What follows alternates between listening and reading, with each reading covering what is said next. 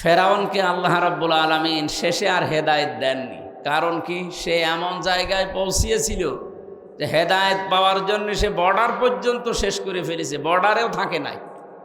হাত্তা ইদা আদরাকাহুল গারাকু ক্বালা আমানতু আন্নাহু লা ইলাহা ইল্লাল্লাযী আমানাত বিহি বানু ইসরাঈল ওয়া আনা মিনাল মুসলিমিন। ও যখন ডুবে যাচ্ছিল তখন বলেছে আমি ঈমান আনলাম, বনি ইসরায়েলরা যার উপরে ঈমান এনেছে তার উপরে ঈমান আনলাম। তারপরও সরাসরি ও আল্লাহর নাম বলে নাই। ও যদি বলতো আল্লাহ তুমি একজন আছো, আমি তোমাকে মানি, এই মুহূর্তে আমি সব কিছু ছেড়ে দিয়ে তোমারে বিশ্বাস করলাম। তাফসিরে ফি জিলালিল কোরআনে সাইয়্যিদ কুতুব রহমতুল্লাহ আলাইহি লিখেছেন ওই পর্যন্ত আল্লাহ তারে মাফ করে দিত, কিন্তু না, ও আর বলে নাই। লা ইলাহা পর্যন্ত বলেছিল, ইল্লাল্লাহ বলতে পারে নাই। ইল্লাল্লাযী আমানাত বিহি বানু ইসরাঈল, তারপরও সরাসরি আল্লাহর নাম উচ্চারণ করে নাই।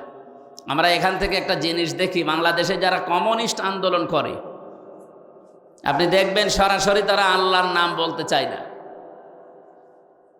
তাদের ব্যানার পোস্টার ফেস্টনে দেখবেন ওখানে আল্লাহু আকবার লেখা থাকে না, লেখা থাকে আল্লাহ সর্বশক্তিমান বা সর্বশক্তিমান মহান, এরকম বাংলা অনেক কিছু আমরা লেখা দেখি। সরাসরি আল্লাহু আকবার বলতে আপনার সমস্যা কি? আল্লাহর নাম উচ্চারণ তাদের কাছে এত কষ্ট লাগে। ফেরাউনের যেমন লেগেছিল, ও মরে যাচ্ছে তারপরও আল্লাহর নাম সরাসরি বলে নাই, বলছে বনি ইসরায়েলরা যার উপরে ঈমান এনেছে আমি তার উপর ঈমান আনলাম। ও আনা মিনাল মুসলিমিন, আমি তো মুসলমান। এরপরও ফেরেশতারা আমারে খালি পানির ভেতরে চোবায়। আল্লাহ তখন ডাক দিলেন, আল আন, এখন অকদ আসাইতা ক্বাবলু ওয়া কুনতা মিনাল মুফসিদিন, এর আগে তুমি তো বড় সন্ত্রাসী ছিলে। তুমি বলা ঠিক না, এখানে তুই বলা দরকার, কারণ তুমি শব্দটা তো সম্মানসূচক হয়ে গেল।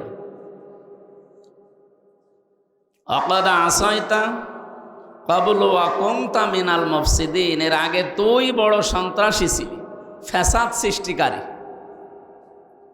আল্লাহ তাআলা ওই দিন ঘোষণা দিয়েছিলেন, ফালিয়াউমান নুনাজ্জিকা বিবাদানিকা লিতাকুনা লিমান খালফাকা আয়া, আজকের এই দিনের পর থেকে তোর এই লাশটাকে আমি সটকে দিয়ে রাখলাম, নিদর্শন দিয়ে রাখলাম, এরপরে যারা দুনিয়াতে আসবে তারা যেন তোকে দেখে শিক্ষা নিতে পারে।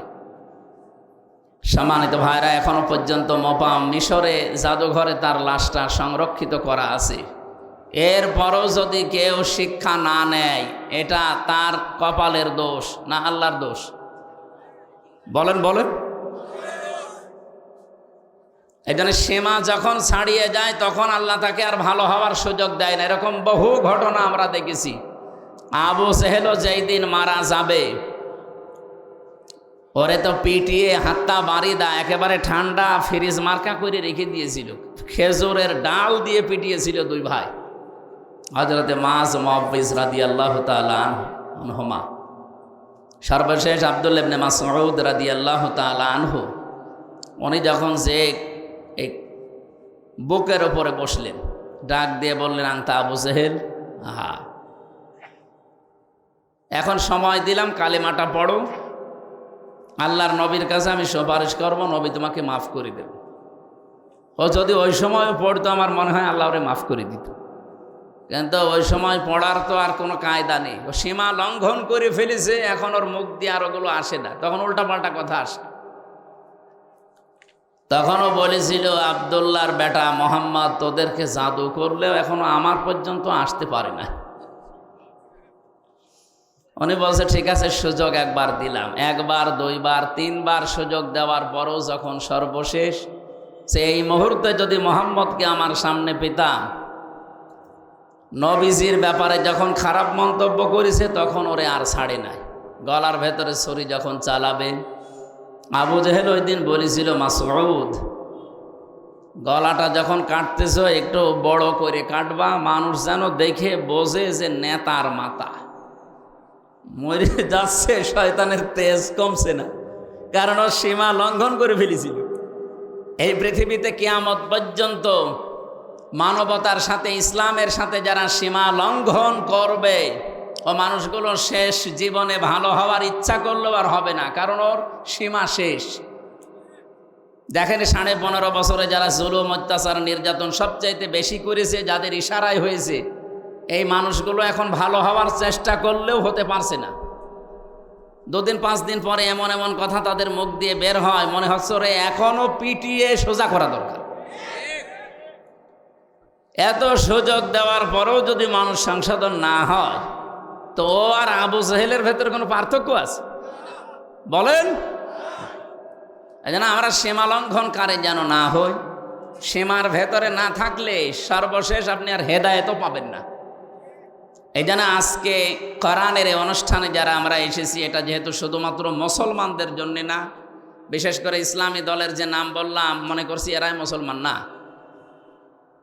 হাদা বায়ানুল লিন্নাস যখন পড়েছি, মানুষ পদবাচ্চে আমরা যারা বিবেচিত, সবার জন্যে কোরআন। আর মানব সন্তানকে আল্লাহ নিজে যেহেতু সম্মান দিলেন, সেই মানুষের সম্মান নিয়ে পৃথিবীতে যেমন সিনেমিনি খেলা হচ্ছে, বাংলাদেশে এই 54 বছরে খেলা হয়েছে। কথা বলেন না কেন? আগামীতে বাংলাদেশে এই মানব সন্তানদের, কালকে আমার হিন্দু, বৌদ্ধ, খ্রিস্টান, ইহুদি প্রায় 5টা জাতির লোক ছিল কুষ্টিয়ায়। তাদের সাথে বিভিন্ন ভিন্ন ধর্ম অবলম্বী যারা, তাদের সাথে আলোচনা ছিল আমাদের কুষ্টিয়া জেলা জামাতের পক্ষ থেকে। ওনারা এখনো ভয় আছে। হিন্দু কুষ্টিয়ার ঐক্য জোটের যিনি সভাপতি বলছিলেন যে আমরা ইসলামের পক্ষে আছি, কিন্তু আমাদের ভয় হয় এই 54 বছরে যারা যা কথা দিয়েছে কেউ কথা রাখে নাই। কার যেন একটা কবিতার শেষ লাইন আছে না, কেউ কথা,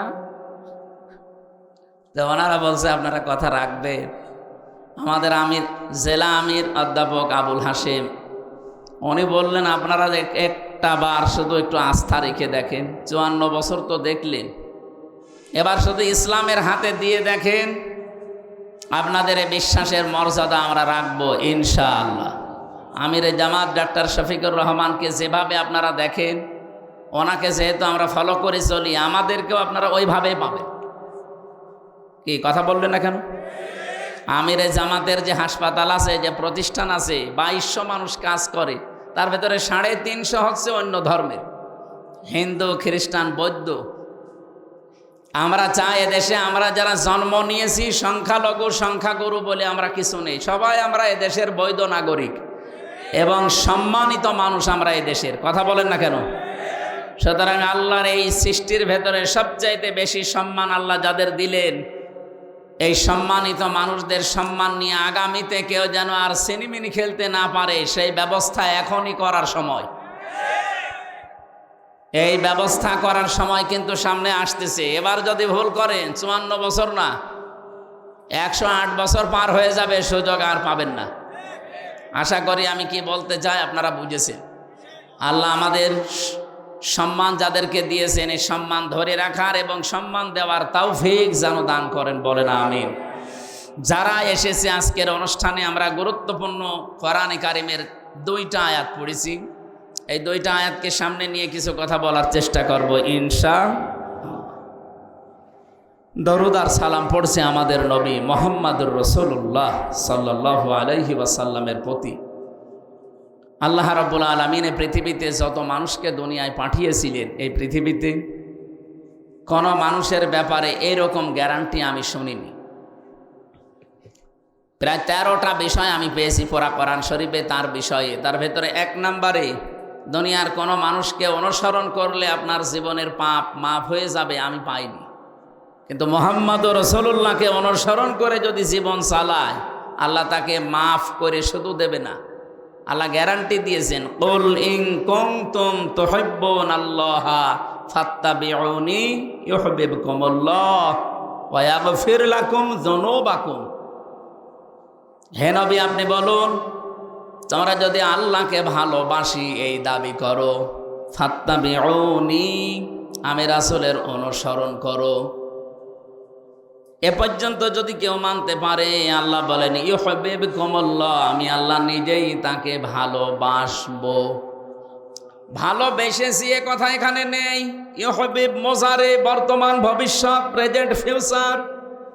কেউ যদি রাসূলকে অনুসরণ করে, আমার আল্লাহ তাকে ভালোবাসা আরম্ভ করবে। আল্লাহ যদি কাউকে ভালোবাসে ওয়ায়াগফির লাকুম যুনুবাকুম, ইয়াগফির এটাও মোজারে, জামবন না দিয়ে আল্লাহ জনব দিয়েছেন বহু বচন। ওর জীবনের একটা অপরাধ আল্লাহ রাখবে না, সবগুলো মাফ করে দেবে। একটা আমার মনে হয় এখানে আমরা অনেকে জন্মের পর থেকে শুনতেছি, কিন্তু কয়েকটা তথ্য এখানে পাবেন যেটা এখনই আমাদের শুনলে মানতে মনে চাইবে। এদিকে তাকান, আল্লাহ তাআলা বলেন কুল ইন কুনতুম তুহিব্বুনাল্লাহা ফাত্তাবিউনি। নবী আপনি বলেন যদি তারা দাবি করে যে আল্লাহ তোমাকে ভালোবাসি, এ দাবি আমাদের আছে না? দল আমাদের আলাদা থাকতে পারে, কিন্তু আল্লাহকে আমরা ভালোবাসি এ দাবি আমাদের সকলের আছে, এমনকি অন্য ধর্মের লোকদেরও আছে। কালকে যে হিন্দু দাদা কথা বলছিলেন, মানে প্রথমেই শুরু করলেন যে আমাদের আল্লাহ। প্রথমটা কথা শোনার পরে মনে করলাম একটা হিন্দু মানুষ আল্লাহর নাম বলে, ওদের ভেতরে এইটা আছে, কিন্তু পারিবারিক কারণে, সামাজিক কারণে, ধর্মীয় কারণে ওরা মানতে পারে না। কিন্তু যে মানুষগুলো এগুলো ছাপিয়ে চলে যায় তারা ঠিক মেনে নেয়। সবার ভেতরে এই আশা যে আমার ভগবান বলেন, গড বলেন, আল্লাহ বলেন, যাই বলেন না কেন আমরা তাকে ভালোবাসি, তাকে রাজি করতে চাই। আল্লাহ পাক বলেন দাবি যাদের আছে হে নবী আপনি তাদেরকে বলেন ফাত্তাবিউনি, তারা যেন আপনার অনুসরণ করে। এবার আমার প্রশ্ন হচ্ছে, আপনি রাসূলকে অনুসরণ করবেন? এই বাংলাদেশে বহু মানুষ বলে যে আমরা নবীওয়ালা কাজ করি। কথা ভালো করে বুঝবেন, উল্টা দিকে নিয়ে যেন না। আপনি যে বলেন যে আমি নবীওয়ালা কাজ করি, মুহাম্মদুর রাসূলুল্লাহ সাল্লাল্লাহু আলাইহি সাল্লামকে কি জন্মের পরে মানুষ নবী বলতো? কয় বছরে? উনি যেদিন নবুয়ত পেয়েছেন 40 বছরে, তখন মানুষ তাকে নবী, তিনি স্বীকৃতি দিয়েছেন। বাড়িতে এসে স্ত্রী মেনে নিয়েছে, বন্ধু মেনে নিয়েছে, চাচাতো ভাই মেনে নিয়েছে, কাজের লোক বাড়িতে যিনি পালিত পুত্র সে মেনে নিয়েছে। তার মানে উনি নবী হয়েছেন 40 বছরে। এর আগে ওনাকে কেউ নবী বলে ডাকতো না, বলতো আল আমিন, আস-সাদিক। আপনি যদি তাহলে নবীওয়ালা কাজ করতে চান, উনি যেদিন নবী বলে স্বীকৃতি পেলেন, ঘোষণা হয়ে গেছে, ওই দিন থেকে জীবনের শেষ দিন 63 বছর, এই 23 বছর আপনাকে মানা লাগবে, পঙ্খানো অনুসরণ করা লাগবে এই 23 বছরের জীবন। ফাত্তাবিউনি, আমাকে অনুসরণ করো, আমাকে দেখে দেখে চলো। এখানে তাবউন মানে দেখে দেখে চলা। আমার সামনে একটা লোক হেঁটে যাচ্ছে, কিভাবে পা দেয়, কিভাবে মাজা দেয়, কিভাবে হাত নাড়ে, কিভাবে বডি, এইভাবে দেখে দেখে পা ফেলার নাম হচ্ছে তাবউন। তাহলে রাসূলকে সামনে রেখে আপনি অনুসরণ করবেন। এখন আমার প্রশ্ন, এ অনুসরণ কি আপনার আংশিক না পূর্ণাঙ্গ? বলেন বলেন। এইটার জন্য আমি এই পর্যন্ত এসেছি। আজ বাংলাদেশ সহ বিশ্বে বহু মানুষ আমরা রাসূলের অনুসরণ করছি, কিন্তু আংশিক, পূর্ণাঙ্গ না। আংশিক অনুসরণ করেছিল অনেকেই, তারা মাপ পায়নি, কিন্তু পূর্ণাঙ্গ অনুসরণ যারা করেছে তারা মাপও পেয়েছে, জান্নাতের সুসংবাদও পেয়েছে। নবীজির পুরা জীবনী আপনি পড়বেন, সাহাবায়ে কেরামের জীবনী পড়েন, বহু কাফেরের জীবনী আমি পড়ে দেখেছি। বহু মানুষ রাসূলকে ভালোবাসতো আংশিক, কিন্তু রাসূলকে অনুসরণ করার ক্ষেত্রে তারা পূর্ণাঙ্গ রূপ দিতে পারে নাই। এই জন্য আল্লাহ তাদেরকে মাফ করে নাই, জান্নাতেও দেয় নাই। আব্দুল্লাহ বিন উবাইয়ের নাম আমরা জানি অনেকেই। এই লোকটা রাসূলের এত অনুসরণ করেছে, তার পুরা জীবন আমি পড়ে মাত্র 2টা ভুল পেয়েছি। 1 নম্বরে উহুদের ময়দান থেকে 300 মানুষ নিয়ে ভেগে গিয়েছিল। 2 নম্বরে ও রাজনৈতিক জীবনে বিশ্ব নবীকে মানত না, ওর আদর্শ ছিল আবু জেহেল। ও রাসূলের পেছনে নামাজ পড়েছে, রাসূলের মতো জামা গায়ে দিয়েছে, রাসূলের মতো দাড়ি রেখেছে। ওর এমন কোনো কিছু আমি পাইনি জীবনে যে অনুসরণ রাসূলের মতো হয়নি। সব রাসূলের মতো শুধু রাজনৈতিক জীবনে বিশ্ব নবীকে নেতা মানে নাই, ওর নেতা ছিল, আদর্শ ছিল আবু জেহেল। এতটুকু কারণে যদি আল্লাহ তার জন্য আয়াত নাজিল করে জাহান্নামের ঘোষণা দিয়ে দেয়, আজ এই বাংলাদেশে যে মানুষগুলো অনুসরণ করছেন রাসূলকে আংশিক পূর্ণাঙ্গ না, বলেন তো আপনাকে আল্লাহ কি এখনো ভালোবাসা আরম্ভ করেছে? না। ফাত্তাবিউনি, এ পর্যন্ত আপনাকে অনুসরণ করা লাগবে, আংশিক না পূর্ণাঙ্গ। আপনার নাম রাখা থেকে শুরু করে একেবারে মৃত্যু পর্যন্ত। এই জন্য আয়াতে আল্লাহ জানালেন ওয়াবুদ রাব্বাকা হাত্তা ইয়াতিয়াকাল ইয়াকিন। সূরা হিজরের 99 নম্বর আয়াতে আল্লাহ বলেন, হে নবী, আপনার রবের ইবাদত করবেন ওই দিন পর্যন্ত যতদিন আপনার কাছে ইয়াকিন না আসে। ইয়াকিন মানে মৃত্যু। ইয়াকিন মানে কি? যতক্ষণ পর্যন্ত আপনার কাছে মরণ না আসে আপনি ততক্ষণ ইবাদত করবেন। যেহেতু রাসূলের অনুসরণ করা লাগবে আংশিক না পূর্ণাঙ্গ, তাহলে আল্লাহ আপনাকে ভালোবাসা আরম্ভ করবে, আরম্ভ করে নাই। তাহলে এখন আমাদের উচিত হচ্ছে আমাদের অনুসরণ করা লাগবে মাথা থেকে পা পর্যন্ত, রান্নাঘর থেকে আন্তর্জাতিক জীবন পর্যন্ত। কি আংশিক আংশিক না পূর্ণাঙ্গ? এই পূর্ণাঙ্গটা বলতে গেলে কিছু মানুষের মন পাওয়া যায় না। আমরা তো পূর্ণাঙ্গ অনুসরণের কথা বলি। আপনি যখনই পূর্ণাঙ্গ অনুসরণ আরম্ভ করে দেবেন তখন আল্লাহ আপনাকে ভালোবাসা শুরু করবে। তাহলে এই দেশে যে আলেম, যে ইমাম, যে মুসলমান এখনো রাসূলুল্লাহকে পূর্ণাঙ্গ অনুসরণ আরম্ভ করে নাই, তাকে আল্লাহ ভালোবাসা শুরু বলেন না, করে না। আপনি পূর্ণাঙ্গ অনুসরণ আরম্ভ করার নিয়ত করেন, এখন থেকেই যদি আপনি কাজে লেগে পড়েন যে আমি এখন থেকে বিশ্ব নবীকে 40 থেকে 63, তিনি যেহেতু নবী ছিলেন এই সময়টা, আমি পূর্ণাঙ্গতাকে অনুসরণ করার সিদ্ধান্ত নিয়ে মাঠে নেমে পড়লাম। যখন নেমে পড়বেন তখনই আল্লাহ আপনাকে ভালোবাসা শুরু করবে। আর আল্লাহ যদি আপনাকে ভালোবাসা আরম্ভ করে দেয়, আল্লাহ বলেন ওয়াগফির লাকুম যুনুবাকুম, একটা গোনাও তো রাখবো না, পুরা জায়গাটা আমি আল্লাহ মাফ করে পরিষ্কার করে দেব। যেহেতু জামবন আল্লাহ দিতে পারতেন, জুনুব দিয়েছেন, একটা গোনাও থাকবে না। বাংলাদেশে বগুড়াতে যে থানা আছে, আপনি যদি কোনোদিন অপরাধ করেন দেখবেন ওই থানাতে চার্টে আপনার নাম লেখা হয়ে যায়। আপনি হয়তো মামলা থেকে অব্যাহতি পেলেন, থানা থেকে বের হয়ে চলে আসলেন, আপনার নাম কিন্তু মুছবে না, নাম থাকবে। আবার অপরাধ করবেন, আবার নাম উঠবে। আল্লাহ পাক বলেন আমি এমন ভাবে ওয়াগফির লাকুম যুনুবাকুম, গুনাহগুলো এমন ভাবে মাফ করে দেব, ওই জায়গাটা তো পরিষ্কার হয়ে যাবে, ফাঁকা থাকবে না। আমি আল্লাহ ওই জায়গাতে নেকি দিয়ে ভরাট করে দেব। এই যে নেকি দিয়ে ভরাট করে দেব, এটা কোথায় আছে? সূরা ফুরকানের 71 নম্বর আয়াতে আছে, 70 নম্বর আয়াতে ফাউলাইকা ইউবাদদিলুল্লাহু সাইয়্যাতিহিম হাসানাত। আল্লাহ পাক যেন কুদরতি আঙ্গুল এভাবে দিয়ে দেখাচ্ছে, ফাউলাইকা, এই মানুষগুলো, এই বগুড়া 4 মাথা না কয় মাথা এটা? বেড়ুলিয়া, এই এড়লিয়া ময়দানে যারা বসে আছে এই মানুষগুলো কি? এ মানুষগুলো ইউবাদদিলুল্লাহ, আমি আল্লাহ বদল করে পাল্টিয়ে দিচ্ছি, দেব। সাজ্জিয়াত, এটা বহু বচন, হাসানাত বহু বচন। একটা গোনাও রাখবো না, যতগুলো গোনা মাফ হয়ে যাবে, পুরা জায়গাটা হবে নেকি দিয়ে ভরাট করে দেব।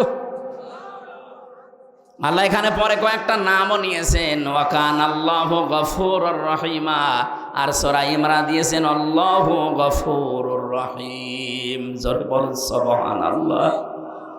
তাহলে এমন একটা মানুষকে অনুসরণ করার কথা বলছি, যার অনুসরণে জীবনের অপরাধ একটাও আর থাকে না, সব মাফ হয়ে যায়, কিন্তু অনুসরণ করা লাগবে আংশিক না পূর্ণাঙ্গ। আমি আশা করছি আপনারা এটা মেনে নেবেন। মাথার চুল থেকে পা পর্যন্ত যেমন মেনে নিয়েছেন, রান্নাঘর থেকে আন্তর্জাতিক জীবন পর্যন্ত ঠিক এইভাবেই মেনে নেওয়া লাগবে। যারা এই অনুসরণ পূর্ণাঙ্গ করতে পারেন না, আপনি ব্যর্থ। আপনাকে আল্লাহ এখনো ভালোবাসা আরম্ভ করেনি। এরপরও যদি কারো কানে না লাগে এ কথা, আমার আর কিছু করার নেই, এ দায়িত্ব আল্লাহর উপরে দিয়ে দিলাম। সূরা হিজর থেকে যে আয়াতগুলো পড়লাম, আমরা শেষ নাম্বার আয়াতের ব্যাখ্যাটা কিছু সময় করতে চাচ্ছি। থাকবেন তো নাকি? হিজর মানে পাথর। হিজর মানে কি? আল্লাহ রাব্বুল আলামিন বলেন, ওয়া'বুদ, ইবাদত করো, রব্বাকা, তোমার রবের। কতদিন পর্যন্ত করবা? হাত্তা, যতক্ষণ পর্যন্ত ইয়াতিয়াকাল ইয়াকিন, তোমার কাছে মরণ না আসে। এই আয়াত থেকে আমি কয়েকটা প্রশ্ন বের করি। আল্লাহর ইবাদত করা লাগবে যেহেতু মরণ পর্যন্ত, বলেন তো বাংলাদেশে সব জায়গা ইবাদত করার মতো পরিবেশ আছে? বলেন বলেন। হ্যাঁ, ব্যক্তিগত জীবনে আপনি হয়তো কিছু মানতে পারেন, পারিবারিক জীবনে কিছু মানতে পারেন, তো সামাজিক জীবনে, রাজনৈতিক জীবনে, অর্থনৈতিক জীবনে, ধর্মীয় জীবনে গিয়ে, আন্তর্জাতিক জীবনে, রাষ্ট্রীয় জীবনে আমার মনে হয় ইসলামকে পূর্ণাঙ্গ মানা সম্ভব। এটা সম্ভব হবে তখন এই ইবাদত, ওইগুলো পারিবারিক জীবনে যেমন ইবাদত আছে, ব্যক্তিগত জীবনে যেমন ইবাদত আছে, রাজনৈতিক জীবনে, অর্থনৈতিক জীবনেও ইবাদত নেই। এখানে বহু মানুষ আমরা আছি শুধু ব্যক্তিগত আর পারিবারিক জীবনের ইবাদতটা করি। আমার যে রাজনৈতিক জীবনে ইবাদত আছে আমরা অনেকে জানি না, অর্থনৈতিক জীবনে যে ইবাদত আছে আমরা জানি না। আল্লাহ যে বললেন মরণ যতদিন না সে ইবাদত করো, তে আমরাও তো ইবাদত করতেই চাই, কিন্তু সে পরিবেশ নেই। আপনি ইচ্ছা করলেও হালালকে হালাল জেনে মানতে পারবেন না, হারামকে হারাম জানার পরও আপনি ছেড়ে দিতে পারবেন না। আজকে কুষ্টিয়াতে ডিসি, এসপি এবং মন্ত্রণালয় থেকে একজন, শিল্প মন্ত্রণালয় থেকে একজন অফিসার এসেছিল কুষ্টিয়ার এই যে চিনির মিল, এই সুগার মিলটা চালু করার জন্য 5 বছর অকেজ হয়ে পড়ে আছে। ওখানে এতদিন যারা দায়িত্বে ছিল, দুর্নীতি এমন বেশি হয়েছে, এটা শেষ পর্যন্ত বন্ধ হয়ে গেছে। 1965 সালে মিলটা তৈরি হওয়ার পর থেকে এই 25 সাল পর্যন্ত, 5 বছরও নয় বন্ধ, 20 সাল পর্যন্ত একবার শুধু লাভ হয়েছিল, যেবার মাওলানা মতিয়ার রহমান নিজামী রহমতুল্লাহ আলাইহি শিল্পমন্ত্রী ছিলেন ওই সময়। তাছাড়া আজ পর্যন্ত লাভ হয়নি। ডিসি, এসপি এবং সচিব যিনি এসেছিলেন ওই জায়গা থেকে, সবাই, এলাকার সবাই ওই জায়গায় গিয়ে প্রশ্ন করছে এটা চালু করা লাগবে। ওনারা বলছে চালু করা তো লাগবে, কিন্তু এখানে যে বাজেট 300 কোটি টাকা লাগবে। আমার মনে হয় 300 কোটি টাকাও সরকার দেওয়া সম্ভব, কিন্তু এই টাকাগুলো 300 কোটি ওপর থেকে বাজেট হয়ে আসতে আসতে সর্বশেষ 300 টাকা থাকতে পারে। আমি কয়েকদিন আগে রাজনৈতিক একজন লিডার, অনেক বড় মাপের, উনি আমারে বলছি যে হামজা ভাই, আমরা সারা জীবন রাজনীতি করেছি, এই দেশে যে বাজেট হয় সড়কের জন্যে, এই বাজেটগুলো আমরা হিসাব করে পেয়েছি 100 টাকা যদি বাজেট হয়ে আসে, এই সলিমদ্দি পর্যন্ত আসতে আসতে আর 3 টাকা থাকে। এই রাস্তাটা যদি 100 টাকা দিয়ে বাজেট করে করেন তাহলে 100 বছর যাওয়ার কথা। ওটা যদি 97 টাকা খেয়ে ফেলে আর 3 টাকা দিয়ে করে, ওটা কয় মাস যাবে? বলেন বলেন, কোথায় 3 টাকা আর কোথায় 97 টাকা? শেষ পর্যন্ত দেখা যায় 3 মাস পরে রাস্তা হয়ে যায় ডেলিভারি রোড। যে সমস্ত মায়েদের পেটে সন্তান আছে, এদেরকে যদি আপনি এখান থেকে বগুড়া পর্যন্ত নিয়ে যেতে চান, দেখবেন রাস্তায় বাচ্চা হয়ে গেছে। না, অনেকে আবার বলেন না টাকা পয়সা তো খরচ হইল না, ভালোই হয়েছে।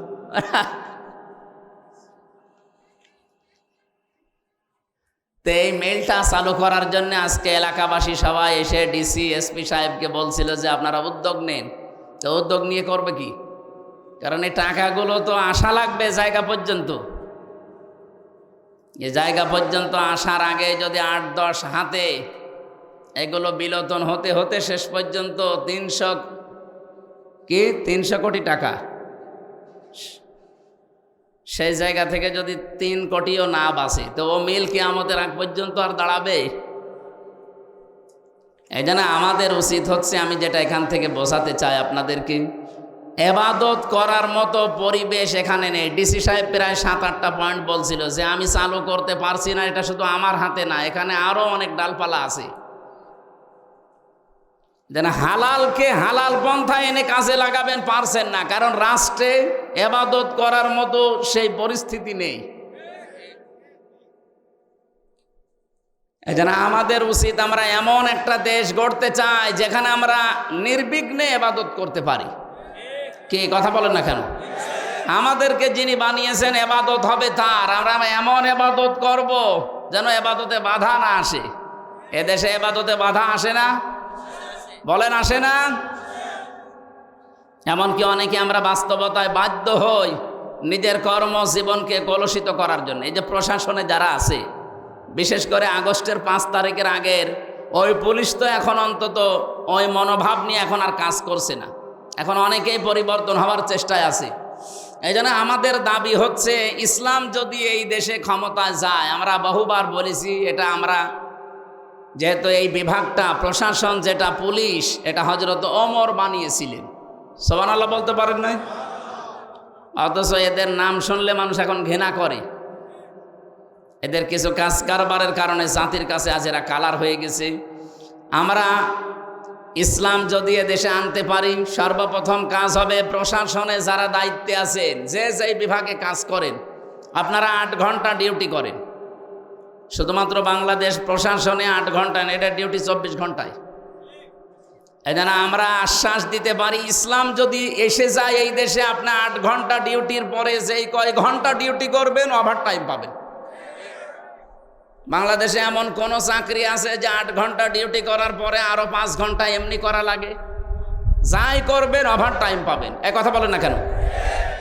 প্রশাসনকে যদি ওই নিয়মটা করে দিতাম যে 8 ঘন্টা ডিউটির পরে আরো 4 ঘন্টা যদি করেন, আপনার বেতন যদি 40,000 হয়, আরো 20,000 ওর সাথে বৃদ্ধি হবে, ও তখন ঘোষ খাওয়া বন্ধ করত।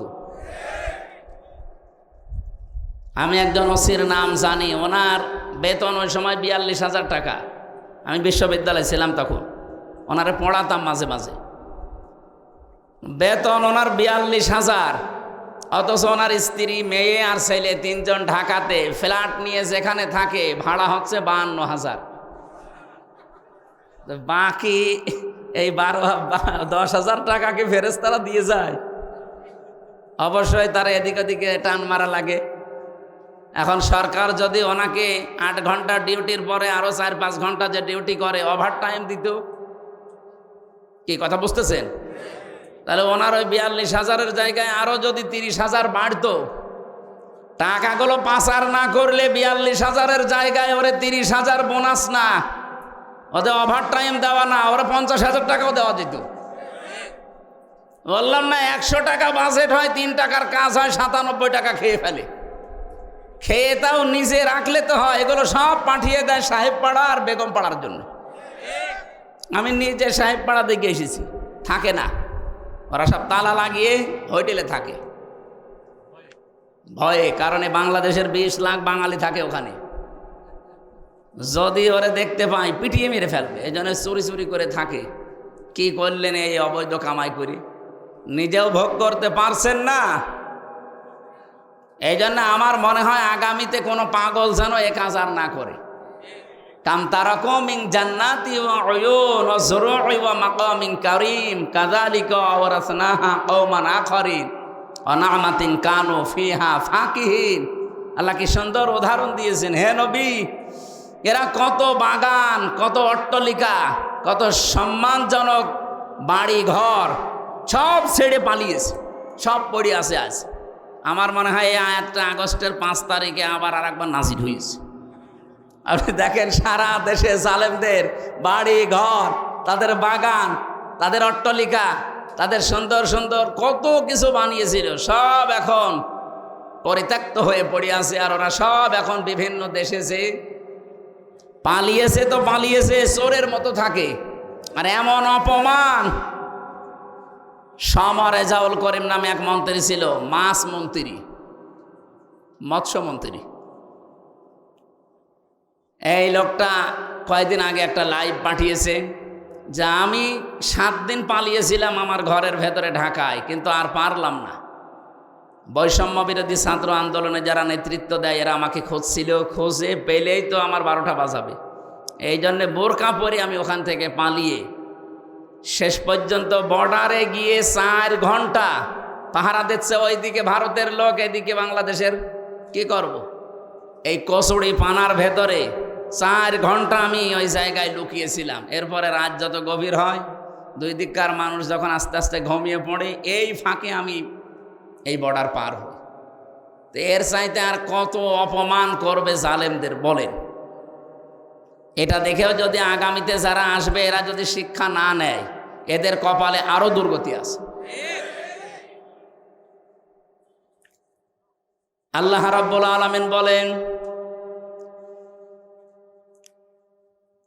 ফাতিলকা বুয়ুতুহুম খাবিয়াতাম বিমা যালামু ইন্না ফি যালিকা লায়াতাল লিকাওমিন ইয়ালামুন। সূরা নমল 19 নম্বর পারার 20 নম্বর পৃষ্ঠার 7 নম্বর লাইনের 52 নম্বর আয়াতে আছে। আল্লাহ জানেভাবে হাত দিয়ে দেখাচ্ছেন, ফাতিলকা বুয়ুতুহুম, বাইতুন না দিয়ে বুয়ুত বহু বচন দিয়েছেন। এই সেই ঘরগুলো, খাবিয়াতাম বিমা যালামু, জনশূন্য হয়ে আছে, উজাড় গৃহ, পরিত্যক্ত হয়ে আছে এদের জুলুমের কারণে। এই জন্য যারা জালিম তাদের ওই জায়গা পর্যন্ত অভিশপ্ত হয়ে যায়। আমি তো আমার কুষ্টিয়ায় দেখেছি হানিফ সাহেবের বাড়ি, ইনু সাহেবের বাড়ি, কামারুলের বাড়ি, ওই জজ মিয়ার বাড়ি, বাড়িগুলো কত জাঁকজমকপূর্ণ ছিল। আগস্টের 5 তারিখের আগে কত নিয়ামত দিয়ে ভরা ছিল, কত বাগান, সুন্দর সুন্দর ফুলের গাছ। আগস্টের 5 তারিখের বিকাল 5টা বাজতে বাজতে ওটা শ্মশান বানিয়ে দিয়েছে কে? না না, ফাকতি আদাবিরুল কওমিল্লাযিনা যালামু। সূরা আনআম 7 নম্বর পারা 12 নম্বর পৃষ্ঠা 4 নম্বর লাইনের 45 নম্বর আয়াতের প্রথম অংশে আছে। আল্লাহ তাআলা বলেন, জালেমদের শিকড় কাটা হয়ে গেছে। কেটেছে কে? হ্যাঁ, না না, আপনি আলে কতি আয়টা মজুর, এর কর্তাকে ফাইলকে জানা নেই। জালেমদের শিকড় কাটা হয়ে গেছে, কিন্তু কেটেছে কে কেউ জানে না। এখন যদি আপনি বাংলাদেশে খোঁজ নেন যে বগুড়াতে যে জালেমদের বাড়ি ঘর ভাঙা হয়েছে, এটা ভাঙলো কে? একটা লোকের নাম বলেন। নেই। কে ভেঙেছে কেউ জানে না। হানিফ সাহেবের বাড়ি পায়খানার প্যান পর্যন্ত খুলে নিয়ে চলে গেছে, কিন্তু কে নিয়েছে কেউ জানে না। এ পর্যন্ত ছিল। আমি যদি এ পর্যন্ত আয়াত শেষ হয়ে যেত, আমি আয়াতটা পড়তাম না। এর পরেরটা আমাদের জন্যে, ইন্না ফি যালিকা লায়াতাল লিকাওমিন ইয়ালামুন। ইন্না মানে অবশ্যই, ফি মানে মধ্যে, আল্লাহ আয়াতুনের আগে আবার লামে তাকিদ দিয়েছেন। অবশ্যই এর ভেতরে শিক্ষা আছে যারা জ্ঞানী তাদের জন্যে। কি শিক্ষা আছে? জালেমদের যে শিকড় ছিল, আপনি আগস্টের 5 তারিখের দুপুর পর্যন্ত কেউ এ দেশে ভাবে না যে ও পড়িয়ে যেতে পারে। কথা বলেন? কেউ চিন্তাও করে নাই কোনোদিন। আল্লাহ পাক বলেন ওদেরকে, শিকড়ের দিকে তাকাও। ইউনিয়নের দারোয়ান থেকে সংসদ পর্যন্ত একেবারে থরে থরে জালেমদের সব স্তরগুলো সাজানো ছিল। একটা দুইটা না, কমপক্ষে এক একটা জায়গায় 3টার উপরে স্তর ছিল ওদের। আমি রিমান্ডে প্রায় 7 প্রকার গোয়েন্দা বিভাগের লোক পেয়েছিলাম। ওরা আমার জিজ্ঞাসাবাদ করতে আসতো। যত গোয়েন্দা বিভাগ আছে একটার পর একটা আসে আর জিজ্ঞাসাবাদ করে রিমান্ডে। সবগুলো থরে থরে সাজানো ছাত্রলীগ দিয়ে। আমার যে ধরে নিয়ে এসেছে উনিও ওখানকার, মামলার যে আয়ু সে ওখানকার, যেই ম্যাজিস্ট্রেট আমার মামলায় রিমান্ড দেবে 10 দিন, সেও ওখানকার। যারা রিমান্ডে আমাকে কষ্ট দেবে তারাও ওখানকার। এ মামলা যেদিন তোলা হবে, যে পিপি আছে সরকারি পিপি, সে ওখানকার। এমনকি যে জজ রায় দেবে সে জজও ওখানকার। আমার কি আছে বলেন তো? আছে না? না, আমার শুধু একজন উকিল আছে, এরকম এক মুরব্বী উকিল, ওর কথা শুনলেও চলে, না শুনলেও চলে। আমি থরে থরে দেখলাম প্রায় 7 থেকে 8 প্রকার পর্যন্ত জালেমদের স্তরগুলো সব সাজিয়েছে। ওরা শুধু এই মামলার বিষয় না, বাংলাদেশে যত দিক আর বিভাগ ছিল প্রত্যেকটাই ওদের সাজানো। কিন্তু আল্লাহ পাক এমনভাবে শিকড় কেটেছে, কে কেটেছে কেউ জানে না। এদের এত বড় শিকড় যদি কেটে ফেলা হয়, আগামীতে যারা চেয়ারে বসবেন তারাও যদি এখনই যে আন্টি শান্টি শুরু করেছেন, এইটাই যদি আপনার থাকে, আপনিও বিশ্বাস করতে পারেন 5 বছর পরে আপনার বাড়িও শ্মশান হয়ে যাবে। আশা করি কথা বুঝেছেন। এরপরও যদি না বোঝার ভান করে থাকেন, আপনার ওয়াজে হবে না। এক লোক শ্বশুর বাড়ি যাওয়ার সময় দেখে যে রাস্তার পাশে একটা গন্ডার কাতুকুতু দিয়েছে, না হাসে না। 3 দিন পরে শ্বশুর বাড়ি থাকার পরে যখন ফিরে আসতেছে, দেখে গন্ডার হাসতেছে। বলছে, গন্ডার তোমার 3 দিন আগে কাতুকুতু দিলাম, তখন তো হাসলে না, এখন হাসতেছ। গন্ডার বলছে, বন্ধু 3 দিন সময় লেগেছে চামড়া ভেদ করে কাতুকুতু লাগতে। গন্ডারের তো তাও 3 দিন পরে কাতুকুতু লাগে, আমাদের 54 বছরও লাগে নাই। এই লোকটা 54 বছর চিল্লিয়ে বেড়াচ্ছে, এই লোকটা 54 বছর চিল্লাচ্ছে, কাতুকুতু দিচ্ছে কত কায়দায়। কথা বলেন না কেন? কথা বোঝেন? আমরা গন্ডারের সাইড দেও, এই জন্যে গন্ডার মার্কা হলে হবে, শিক্ষা নেওয়া লাগবে এখান থেকে।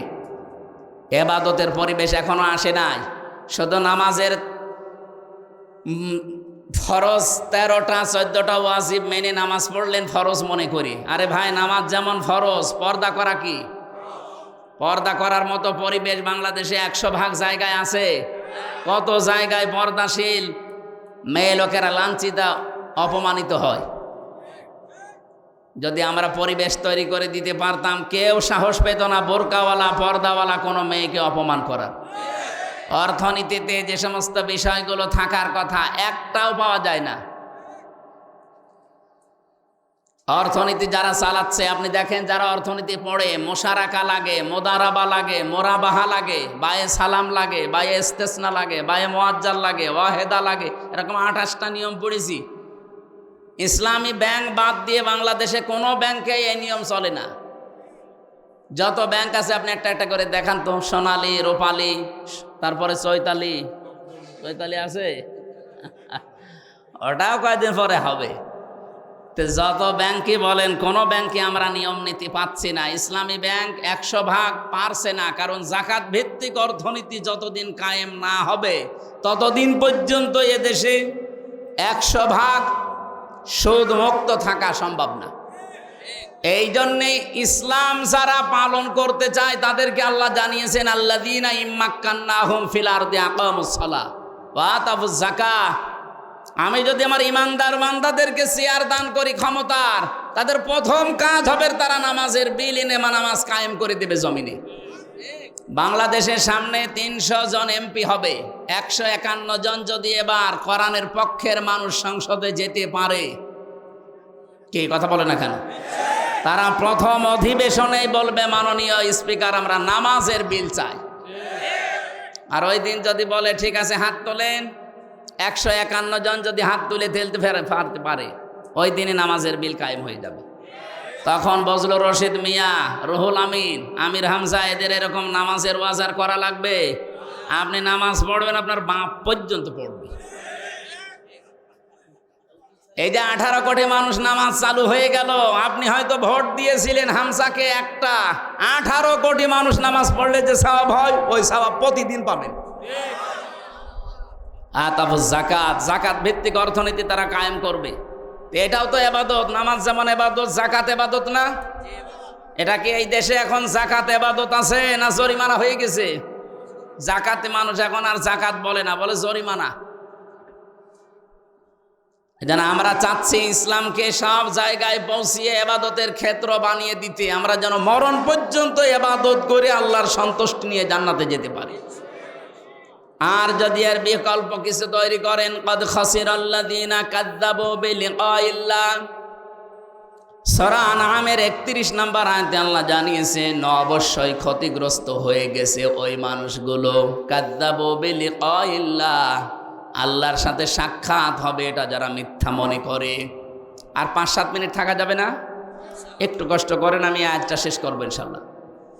রব্বুল আলামিন বলেন, হাত্তা ইযা জাতুহুমুস সাআতু বাগতাতান, হঠাৎ করে যখন তাদের সামনে, এখানে সাআতুনের অর্থ দুইটা, এক নম্বরে কিয়ামত আর একটা মৃত্যু। হঠাৎ করে যখন তাদের সামনে মরণ চলে আসে, ক্বালু ইয়া হাসরাতানা আলা মা ফাররাতনা ফিহা, তাকায় আর আফসোস করে, আল্লাহ আমি কি পাঠালাম, আমি কি পাঠিয়েছি এটা। আহুম ইয়াহমিলুনা আওযারাহুম আলা যুহুরিহিম, সবচাইতে ভয়ঙ্কর আয়াতে আওযার এই শব্দটা আমি যতগুলো তাফসীর আয়াতের সাথে মিলিয়েছি, মুফাসসিরিন ইকরাম জানাতে চেয়েছেন ওয়া মানে এবং হম মানে তারা, ইয়াহমিলুনা হামালা ইয়াহমিলু মানে বহন করা। আল্লাহ এখানে জানাতে চেয়েছেন তারা বহন করছে এবং করবে।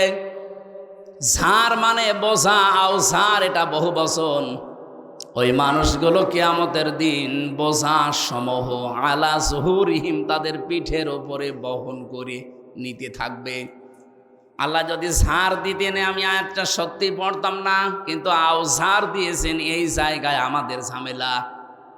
আমার এই ৩৩ বছর বয়স এখন, আমি যদি এখন মারা যাই, মনে করেন ৩৩ বছরে ৩৩ মন গোনা করেছি, মারা যাওয়ার পরে আমার পিঠের উপরে যদি ৩৩ মন গোনা চাপিয়ে দেয়, আমার বিচার শেষ কি? না মানে আমি গোনা করেছি ৩৩ মন, কিয়ামতের দিন আমার পিঠের উপরে ৩৩ মন চাপিয়ে দিয়েছে, শেষ। মরণের পর আল্লাহ যদি ৩৩ মনই চাপিয়ে দিত, আমার বিচার শেষ, আমি তো আর বেশি কম করছি না। কিন্তু আল্লাহ আওঝার দিয়েছেন কেন? আমি হয়তো ৩৩ বছর বয়সে ৩৩ মন গোনা নিয়ে মরে গেলাম, এমন এমন কাজ দুনিয়ায় আমি রেখে গেলাম, আমি মারা গেছি কিন্তু ওই কাজগুলো মারা যায়নি। আমি এমন একটা সংগঠন বানিয়েছি, আমি মরে গেছি কিন্তু ও সংগঠন এখনো বেঁচে আছে। ওই সংগঠনের ছেলেরা মানুষের কাছে চাঁদাবাজি করে, ওই সংগঠনের ছেলেরা মানুষের রগ কাটে, ওই সংগঠনের ছেলেরা মানুষকে বিনা কারণে কষ্ট দেয়। আমি তো মরে গেছি ৩৩ মন গোনা নিয়ে, কিন্তু ওরা যা করবে ওগুলো সব ফিলাক্সি লোড হয়ে আমার আমল নামায় জমা হতে থাকবে। মরেছিলাম মাত্র ৩৩ মন গোনা নিয়ে, কিয়ামতের দিন যখন আমি উঠব ৩৩,০০০ মন হয়ে যাবে। এরকম মানুষ বাংলাদেশে নেই? নাম ধরা লাগবে। এই জন্য আমার ভয় হয় এই জায়গায়। আল্লাহ যদি এ পর্যন্ত বলতো, এর পরের শব্দটা মারাত্মক, আলা সামা ইয়াসিরুন, ফেরেশতারা বলবে কত নিকৃষ্ট বোঝা হামজা বজলু রুহুল আমিন এরা বহন করে নিয়ে যাচ্ছে। আজকে হয়তো সম্মান দিয়ে চেয়ারে বসিয়েছেন, কিয়ামতের দিন আমার গোনা বাড়তে বাড়তে বোঝা হতে হতে যখন ৩৩ থেকে ৩৩,০০০ মন হয়ে যাবে, কিয়ামতের ময়দানে আমার এই দৃশ্য দেখে ফেরেশতারা বলতে থাকবে, আলা সামা ইয়াসিরুন, কত নিকৃষ্ট বোঝা এরা বহন করে নিয়ে যাচ্ছে। বলেন নাউজুবিল্লাহ।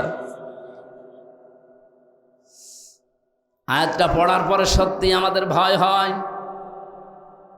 তারপর একটা আশার বাণী পেয়েছি, বিশ্বনবী জানিয়েছেন যারা আলেম কিয়ামতের দিন আল্লাহ সবার সামনে তাদের বিচার করবে না। ময়দানে মাহশারে কঠিন অবস্থায় আল্লাহ পাক নিজে কুদরতে একটা চাদর দিয়ে মানুষটাকে ঢেকে নেবে, আড়াল করে নিয়ে জিজ্ঞাসা করবে, বসলো এই কাজগুলো করেছিলি?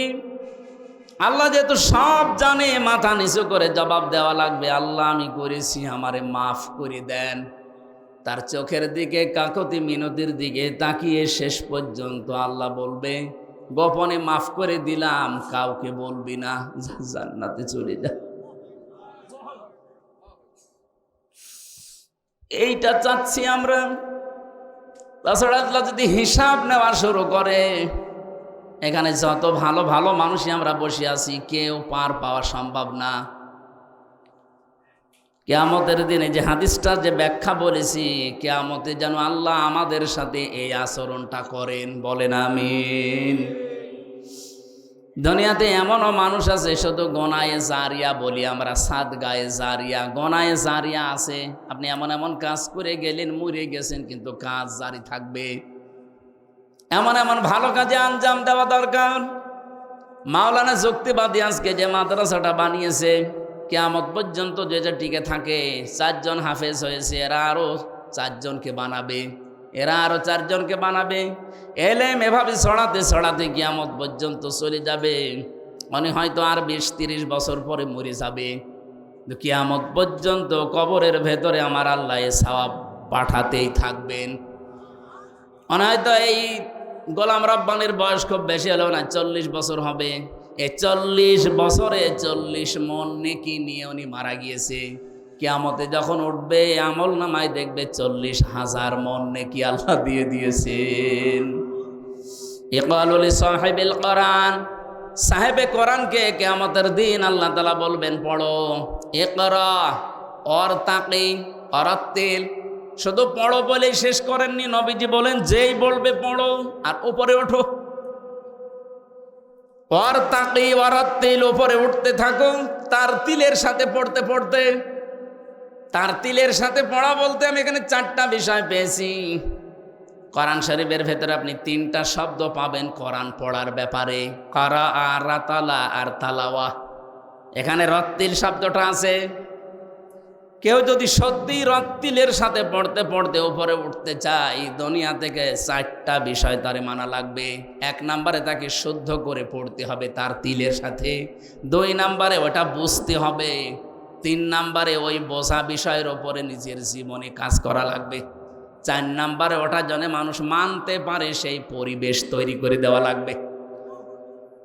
আমরা যেহেতু ইবাদতের ক্ষেত্র তৈরি করতে চাই বাংলাদেশে, আর এটাই সবচাইতে বেশি এগিয়ে আছে বাংলাদেশ জামাত ইসলামী, ইসলামী ছাত্র শিবির, ইসলামী ছাত্রী সংস্থা এবং অন্যান্য ইসলামী দল যতগুলো আছে, তারা চেষ্টা চালাচ্ছে এই দেশে যেন আমরা পুরা ইসলাম মানে এবাদত যেন আমরা আল্লাহর মরণ পর্যন্ত করতে পারি, সেই পরিবেশ আমরা তৈরি করতে চাই।